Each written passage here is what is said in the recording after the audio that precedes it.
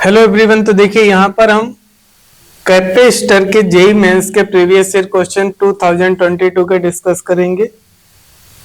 तो देखिए इसमें ये फर्स्ट क्वेश्चन है, a condenser of 2 microfarad capacitance is charge steadily from 0 to 5 coulomb.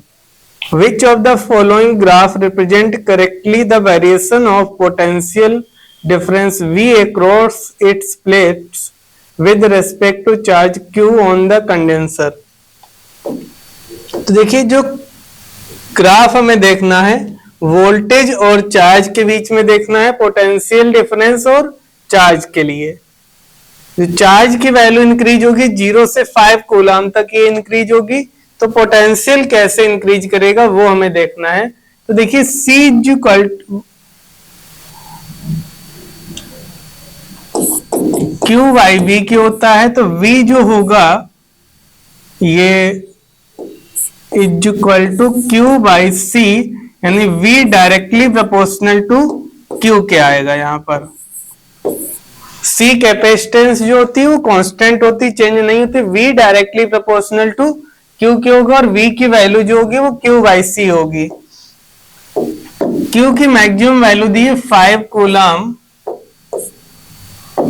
ये 5, और कैपेसिटेंस 2 माइक्रोफैरड यानी 10 पावर -6, इससे डिवाइड करेंगे तो 2.5 इंटू 10 पावर 6 ये वैल्यू आएगी। यानी जब चार्ज 5 कूलम होगा तो उस कंडीशन में पोटेंशियल 2.5 इंटू 10 पावर 6 वोल्ट होगी। तो इसमें जो ग्राफ होगा वो स्ट्रेट लाइन होगा और ये वैल्यू 2.5 होगी जब चार्ज की वैल्यू 5 कूलम होगी। तो इसके अकॉर्डिंग जो आंसर करेक्ट हो जाएगा वो फर्स्ट करेक्ट हो जाएगा, ए। नेक्स्ट क्वेश्चन देखिए, 2 पैरेलल प्लेट कैपेसिटर, अच्छा क्वेश्चन है। तो देखिए 2 parallel plate capacitors of capacity C and 3C are connected in parallel combination and charged to a potential difference 18 volt. The battery is then disconnected and the space between the plates of capacitor of capacity C is completely filled with a material of dielectric constant 9. The final potential difference across the combination find करना है। तो simple हम इसका diagram देके draw करते हैं। ये 2 capacitor हैं, ये पैरेलल में कनेक्ट है।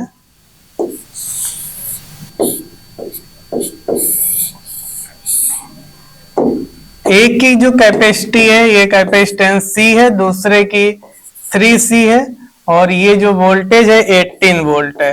तो इस पे जो चार्ज होगा Q is equal to CV यानी 18C, आगे वोल्टेज लिख सकते हैं, और इस पे Q1 ये Q2 की वैल्यू हो जाएगी 54 CV कूलम वोल्ट, सॉरी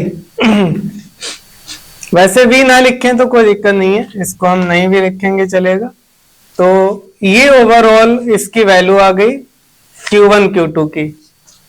अब चार्ज चेंज नहीं होगा जब हम इसको इस तरह से बैटरी से डिस्कनेक्ट करेंगे, तो जो चार्ज की वैल्यू है वो चेंज नहीं होगी, कैपेसिटेंस जो है वो चेंज हो जाएगी। यहाँ पर ये 3C है और इसकी जो कैपेसिटेंस हो जाएगी 9 डाइलेक्ट्रिक कांस्टेंट की वैल्यू है, तो इसकी जो अब कैपेसिटेंस होगी वो 9C हो जाएगी। और जो चार्ज की वैल्यू होगी Q1 प्लस Q2, ये टोटल चार्ज 18C और 54, तो इसको ऐड कर दें 72C, ये Q1 Q2 की वैल्यू आ जाएगी,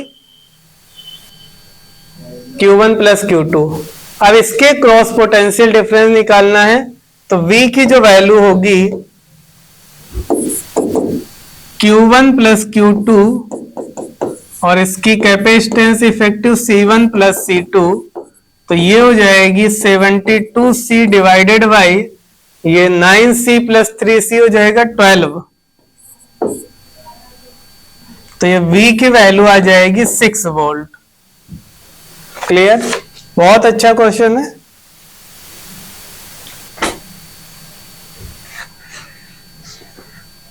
The total charge on the system of capacitors C1 1 microfarad, C2 2 microfarad, C3 4 microfarad, C4 3 microfarad connected in parallel, इनको पैरेलल में कनेक्ट करना है। और जो assume a battery of 20 volt is connected to the combination, जो battery connect होगी इस combination से वो 20 वोल्ट की होगी। तो चार्ज फाइंड करना है। तो देखिए जब इनको पैरेलल में कनेक्ट करेंगे तो C इफेक्टिव की वैल्यू हो जाएगी C1 1 plus 2 plus 4 plus 3 microfarad. तो 10 माइक्रोफैरड हो जाएगा।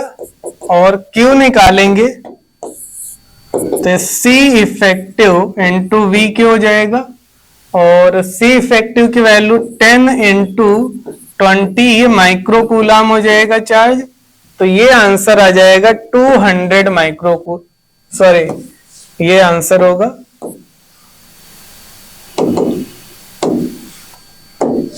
200 micro coulomb. A option correct होगा इसका। तो ये भी अच्छा क्वेश्चन था। देखिए जेईई मेंस 2022 का क्वेश्चन है, फिलहाल इस पे लिखा नहीं है लेकिन है 2022 का। इसके बाद 2 capacitors each having capacitance 40 microfarad, ये भी बहुत अच्छा क्वेश्चन है, are connected in series. The space between one of the capacitor is filled with dielectric material of constant के।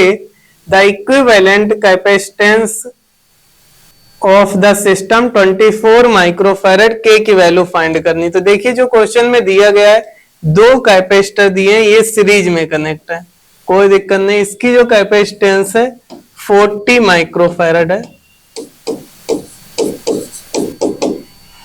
अब इसमें एक कैपेसिटर के बीच में हम डाइलेक्ट्रिक रख देंगे और ये अभी भी सीरीज में ही कनेक्ट है। तो ये देखिए एक कैपेसिटर है, यहां पे हमने डाइलेक्ट्रिक रख दिया और ये दूसरा कैपेसिटर है,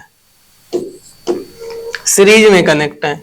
और अब इसकी जो C इफेक्टिव की वैल्यू दी है ये 24 माइक्रोफैरड दी है। इसकी जो वैल्यू हो जाएगी 40 माइक्रोफैरड थी और इसमें K से मल्टीप्लाई और हो जाएगा, ये 40 माइक्रोफैरड अभी भी है। तो इनको सीरीज में हम ऐड करेंगे तो ये होगा C effective is equal to C1 C2 यानी 40 माइक्रोफैरड इंटू 40 के माइक्रोफैरड डिवाइडेड बाई 40 प्लस 40 के माइक्रोफैरड। तो इसमें देखिए हम 40 कॉमन लेके कैंसिल कर सकते हैं, तो नीचे 1 प्लस के बचेगा। ये C इफेक्टिव की वैल्यू 24 माइक्रोफैरड है और यहां पर हम 40 कॉमन लेके कैंसिल करेंगे तो 40 कैंसिल हो जाएगा। तो यहां पर बचेगा 40 के डिवाइडेड बाई 1 प्लस के। इसका हम क्रॉस मल्टीप्लाई करते हैं तो ये हो जाएगा 24 प्लस 24 के, 24 प्लस 24 के इज इक्वल टू 40 के। इसको ट्रांसफर कर देंगे, 24 इज इक्वल टू 40 माइनस 24 करेंगे तो ये सॉरी यहाँ के है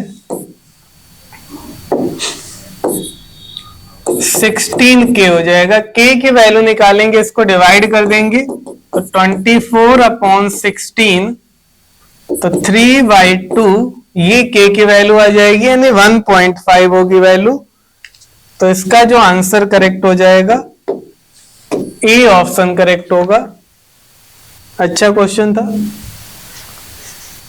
next, a slab of dielectric constant K has the same cross section area as the plates of a parallel plate capacitor and thickness 3/4D where D is the separation of the plates.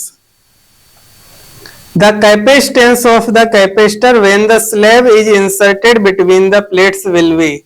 तो देखिए यहाँ पर एक slab है जिसका dielectric constant के दिया गया है, सेम क्रॉस सेक्शन एरिया है जो पैरेलल प्लेट कैपेसिटर की होगी, थिकनेस जो है वो 3/4d है और d जो है सेपरेशन बिटवीन द प्लेट है, तो नई कैपेसिटेंस जो होगी वो बतानी है। तो देखिए सबसे पहले हम इसका डायग्राम सिंपल ड्रॉ कर देते हैं। ये एयर फील्ड कैपेसिटर है, इसकी कैपेसिटेंस जो है ये प्लेट एरिया है, C की value A epsilon not upon D है, ये C नॉट दिया है। अब इसमें हम डाइलेक्ट्रिक रखेंगे, ये हम डाइलेक्ट्रिक रखते हैं इसमें, और ये डाइलेक्ट्रिक जो रखेंगे हम, ये डिस्टेंस जो होगी ये 3d/4 होगी, ये बचेगा d/4।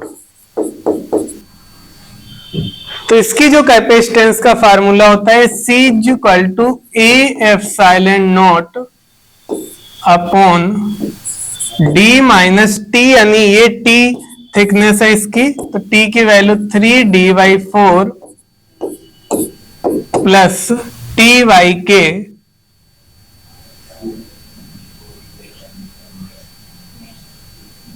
ये जो, एक मिनट, हाँ ठीक है,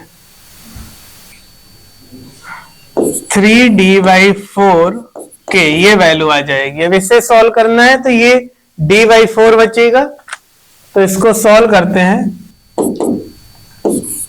A एप्सिलॉन नॉट, तो ये d/4 प्लस 3d/4 के, तो इसमें d/4 कॉमन हो जाएगा,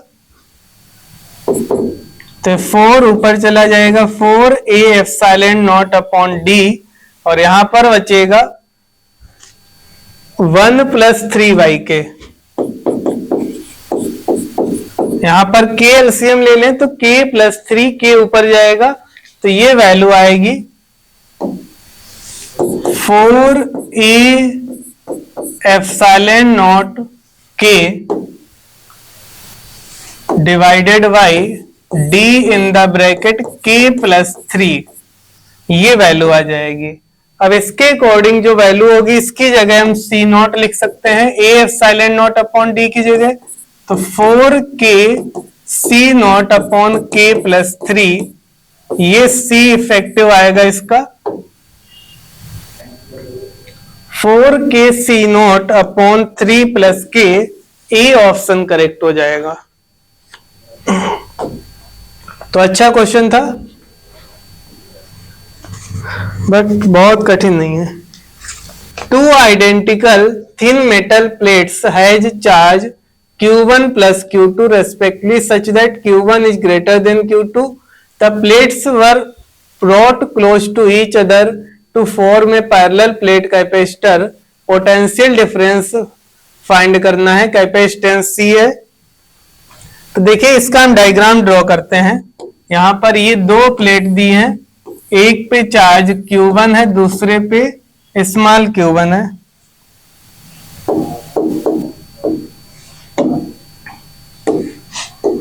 ये Q1 और ये Q2, तो इसकी आउटर प्लेट पे जो चार्ज आएगा ये Q1 प्लस Q2/2 हो जाएगा। इस पे निकालेंगे तो Q1 से Q1 प्लस Q2/2 लेस करेंगे तो ये हो जाएगा इस पे Q1 माइनस Q2/2, और इस पे जो आएगा इसका निगेटिव आता है माइनस का Q1 माइनस Q2/2। अब देखिए यहां पर जो इलेक्ट्रिक फील्ड होगी Q facing upon A epsilon not होती है, तो Q1 minus Q2 upon 2 A epsilon not, ये इलेक्ट्रिक फील्ड की वैल्यू होगी। और potential difference E into D के हो जाएगा, तो ये Q1 minus Q2 upon twice A epsilon not into D,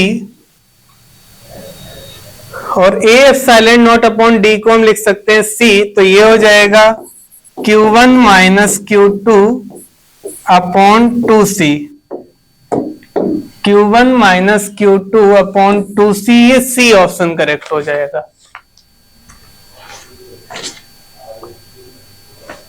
next question, the equivalent capacitance between points A and be in shown figure, इस diagram के लिए कैपेसिटेंस फाइंड करनी है।